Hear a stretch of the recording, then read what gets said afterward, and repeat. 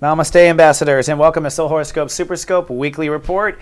My name is Christopher Witecki. I'm your Sensei to Sirius Troy. Thank you for logging in. Pardon my absence. I took a week off because it's my birthday. It's my birthday. Thank you very much. Thank you. And I want to say thank you to everyone who has already sent me happy birthday greetings on Facebook and everywhere. Thank you so much. I really appreciate being able to soul serve. It's a great symbiotic thing we got going on here, you and I. So what is this about? Well, first of all, it's a super scope because it's for Geminis, Gemini Risings. And if you have Venus in Gemini, I've got a love report for you a little bit later on here in the super scope. We are moving into a very powerful time. It's been a very difficult time, and Geminis are really being tested right now. Things might have felt like they were going well, and then all of a sudden they hit a rocky patch. That's because you're going through a karma clearing. Now, technically what karma is that your subconscious remembers a certain way things were, and it's not that you owe the universe anything, it's that you remember it a certain way and your subconscious pulls you into that, and you have to catch yourself into it. So this is the I sense state of awareness, and Geminis are getting rid of the deeper senses that don't make sense. That's what karma clearing is. This week you'll move to your potential to make miracles and alchemy. So spiritual miracle potential here at the end of the week as you step into what I'm going to talk about. But there is a traffic jam in space. It has been certainly very difficult for us all because we're being pulled in many ways. And unfortunately, when you're in a karma transit where you're clearing out your psychic state of awareness and trying to find your spiritual truths and purposes, a lot of times reality sucks. Okay? So it's a real faith versus reality. In this case, that's absolutely true. We have this Grand Cross going up in outer space, and the horizontal line here, Mars to Uranus, this is part of the grief because Mars is retrograde. That's our masculine energy. So everyone feels a bit deflated to begin with. And that for you is a tug of war between stirring about what your heart really wants and trying to get to the bottom of what your heart wants, and Uranus and Aries, that affecting who you are in society.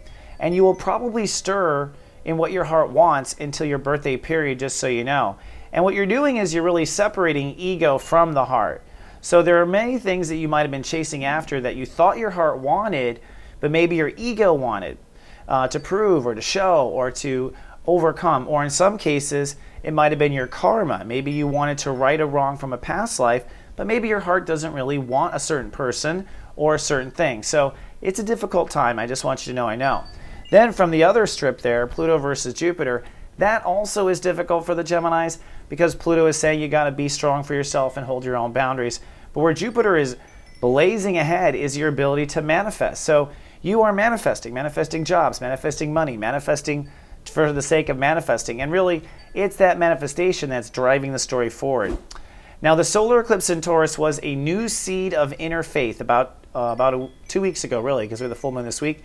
And that new seed of inner faith is directly opposing Saturn this week. So it is faith versus reality the most intensely this week, just so you know, where you have to choose what? Faith, right? Because truthfully, it starts with faith and becomes reality, but we forget that in the whole climax of things. So the soul pyramid here in water, which is the faith versus reality, as you move forward with creating value in your life, and as you maintain the boundaries in the moment that you know you need to maintain, your career will find its own path, says Chiron in Pisces. So go forward with value making, hold your boundaries, and don't go into a work environment you don't like, and allow the career to take its holy place. That's what the soul pyramid is. So this week, as we start off, Mother's Day is kind of a weird day. We move into chapter 3 of Master Shui of Sun in Taurus, so things get very passionate at this point. The moon is in Libra, and so you are very much exploring what your inner child wants. So although it's Mother's Day, it's about the child if you're a Gemini or a Gemini rising. And on this day, the universe gives us a double yod, which says to pay attention to thoughts and emotions during the day. So stay very focused on how you think and feel. On Monday, you're going to find that you also, things get also somewhat turbulent. Again, you might find that's a real test of faith, and emotionally, it's playing out with your inner child. So there may be some real fears between Sunday and Tuesday about whether or not you'll get what your heart really wants. But then come Wednesday, the full moon. This is where the tug of war reaches its greatest tension chord, in essence, where now there's a follow-through of emotions and the sun, where you are going to let go now of anything in your life that prevents that faith from happening.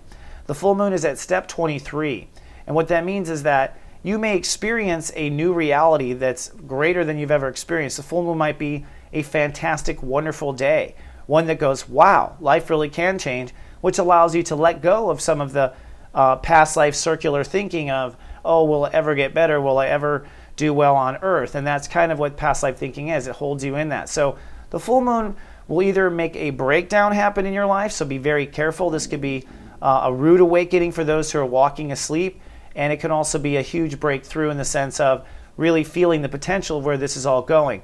Just for the time record, whatever you feel in the full moon as far as the potential of daily life, it will take until the sun reaching Scorpio 6 months from now for you to really realize it. So give yourself a little patience there. Then on Thursday, it's going to be about relationships and marriage. And what you're doing basically is you're coming to some clarity through relationships about what it is you really have faith in or not. And on Saturday, you have to decide on what you have faith in. So you have to make a commitment on where you're going. So this week, you're stabilizing your faith issues. You're expanding on that. Then with the full moon, you're going to prune away the stuff in life or in the inner, the demons that hold you back from good life. Then you're going to commit to what's left and you're going to grow. That is, in essence, the week.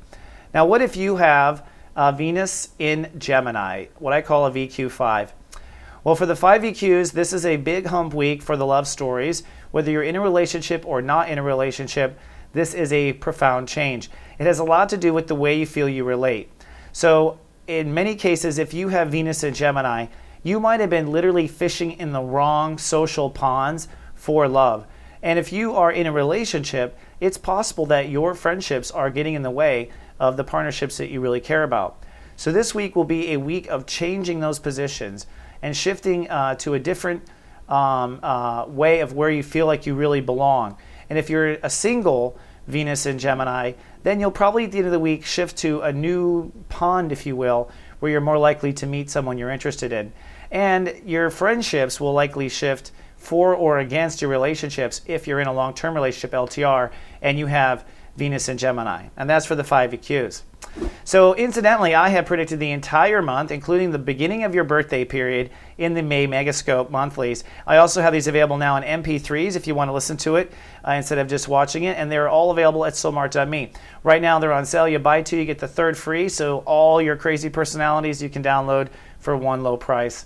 If you're watching on YouTube, we say, hey, would you mind subscribing to our channel? We do appreciate it. And you can like us on Facebook by going to soulgarden.me. In fact, you can come and sign my birthday card at soulgarden.me. It'll take you to our Facebook page. You can like it and say hello. I like to see the faces of the Geminis. So show me both faces. Show me both. I'd be interested. You'll see I write back a lot. All right, my Geminis, that's all I have for this week. This is a real week of stepping into that passionate faith, and you really do need to make this arc inside of yourself if you want to manifest the things you want. So this is a very private week where you're facing your own boogeyman, so to speak. But when you do, you're going to feel fantastic for your birthday. Don't forget, Mars is retrograde, so your heart is still trying to figure out what it wants. Get rid of the boogeymen. Get rid of the things in your daily life that clutter your heart's ability to see, because that's what's next, my friends. All right, that's all I have for this week. I'll see you in 7 days. Until then, live, love, be.